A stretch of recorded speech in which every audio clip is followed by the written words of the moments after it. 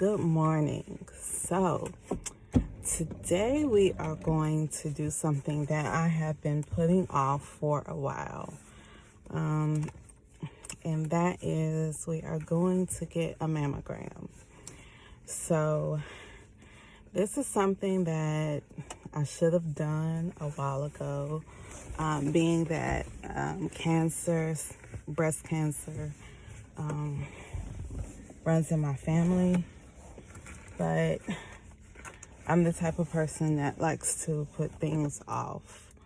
But I just turned 43 last month. And this year has been all about me taking care of myself and being at the best health that I can be. And I tend to procrastinate a lot, and I tend to just let things blow up before I take control. And I did that with my weight. I waited until I got 200 pounds until I decided that it was something that I needed to do. And what I did was I just didn't weigh myself. I wasn't going to the doctor because I didn't want them to weigh me. I knew I had put on weight, but I did not want to hear or see how much weight I had actually put on. So I can't say that I was in denial about the weight because I knew I had put on the weight, but I just didn't really want anybody to tell me. And then I still had people telling me that I looked good. So, I guess I could say I was in denial because as long as I had that, those people out there that were still telling me, oh, you look good. And I still had, men that were out there, desiring me. And I knew I still had it, so to speak. I guess I was telling myself it wasn't bothering me, but really it was. And then the things that were happening to me as far as the limitations and the things that I could not do, I'm sorry guys, I'm like at work putting on my shoes. The limitations and the things that I started not to be able to do, I just looked over them. I started to get winded. I would get cramps in the bed at night. I couldn't do yoga like I used to do. Going up and down the stairs, just small activities like going up and down the stairs just at home to get up the stairs after work, it was a struggle. So once I got up the stairs, I stayed. So I wouldn't go back down the stairs for any reason whatsoever once I was home. So if I didn't eat, if I didn't drink, if I didn't have anything upstairs, that was just too late, tough luck because I wasn't going back down. So in May, I went to the doctor and I weighed 198 pounds. And then my cholesterol was high. June 22nd, I went back to the doctor. I weighed 193 pounds. So I said, okay, well, I really need to do something. So I cut my carbs. I stopped drinking sodas. And I really just got rid of sugar. And I started, walking. And really, for me, it was like the sugar. It was the carbs. It was the bread. And I got down to 165. And 165 is like a good weight for me. So got down to 165. I'm feeling good, feeling free. My birthday came October. Went out of town for my birthday. Ate whatever I wanted to eat. I had stopped drinking, so I drank a little on my birthday.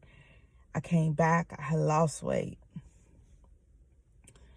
Then I come back, and probably the 2 weeks after my birthday, I guess I was feeling myself a little bit, and somehow I gained 7 pounds. So now I'm up, and I am now up to, when I got on the scale, I was 170, 171 the other day.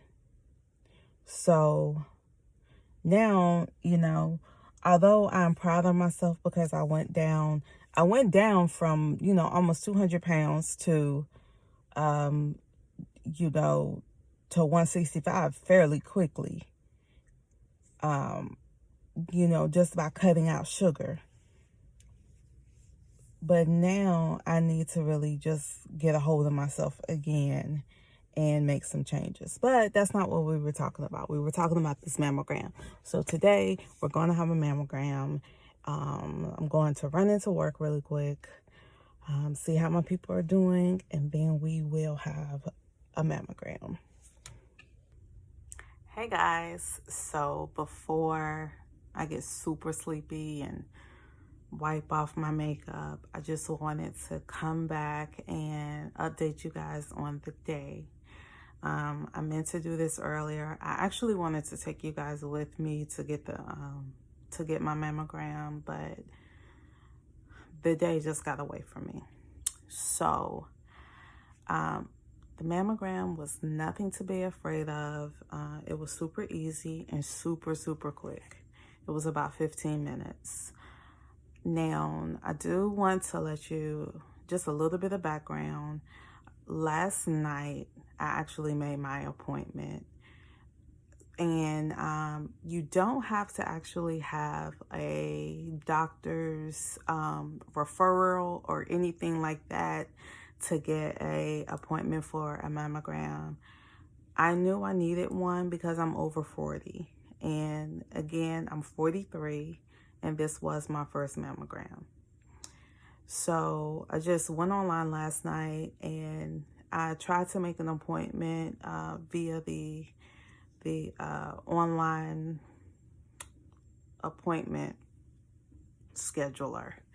And then I had to end up doing it through my chart later on.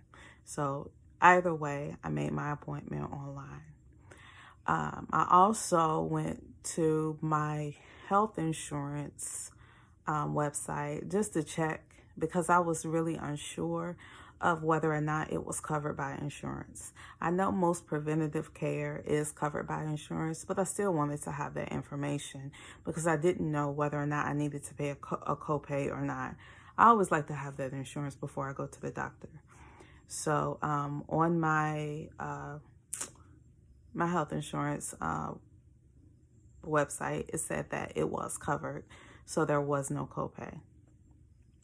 And I did look and do a little bit more research, and I did find out that as of 2010, it says that mammograms should be covered as preventative care on most health insurance. And if you do not have insurance, you can call 1-800-4-CANCER, and the representatives can help you find a place in your area that can go ahead and help you find a center that can go ahead and do a mammogram for you. And I'll go ahead and put the number again. I'll link the number down in the description box, but it's 1-800-4-CANCER. Now, when you go in to have the mammogram, they will go ahead and have you fill out basic papers like you would do for your family history. They'll ask you if anyone in your family has had cancer, breast cancer specifically. They'll ask you if you have any concerns about your breasts, if you have any lumps or anything, if you have any concerns about tissue, things like that. After you fill out the paperwork, they'll take you back. They'll tell you to undress from waist up. And if you have on any type of deodorant, you will wipe that off. After that, you'll go back to the imaging room and you will see the machine. Now, the machine reminded me of the eye doctor machine, except instead of sticking your face in the machine, you're going to stick your breast. You will take and you'll do one breast at a time, and you'll put your breast in the machine, and the machine will close down on your breast.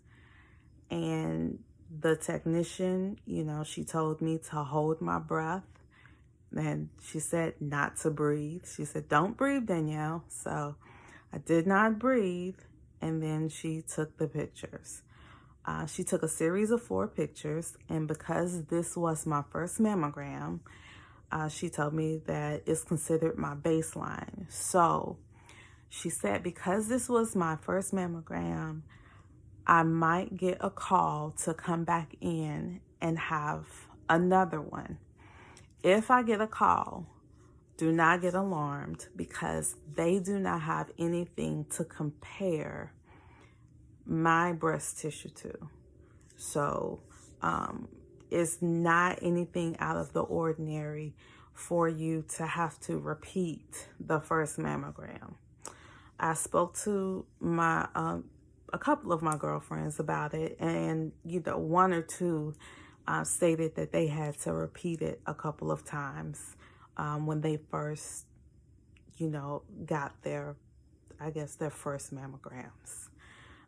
Again, I'm behind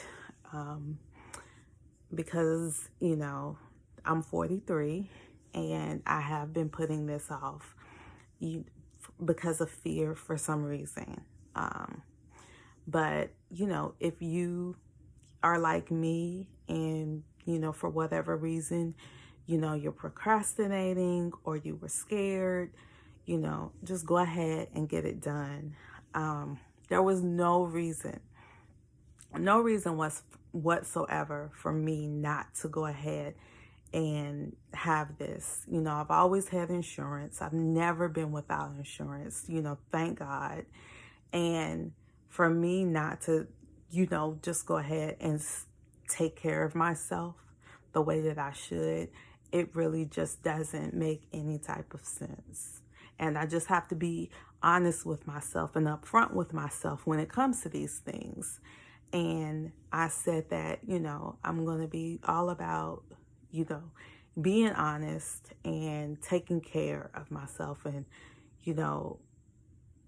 I have to be honest, and so, if you have the resources, there's no reason for you not to use the resources. There's so many people that don't have the resources that would want the resources, that need the resources. So if you have them, use them. So, let me see. Yeah. So again, I will go ahead and put that number down, and there is a website also that you can go ahead and find clinics in your area to get mammograms. So please, please, please, if you have not, go ahead and get one. So I'm going to leave you with 3 questions. So now that you are over 40, what are you looking forward to? What are you not looking forward to? And what have you been putting off? I'll see you guys next time.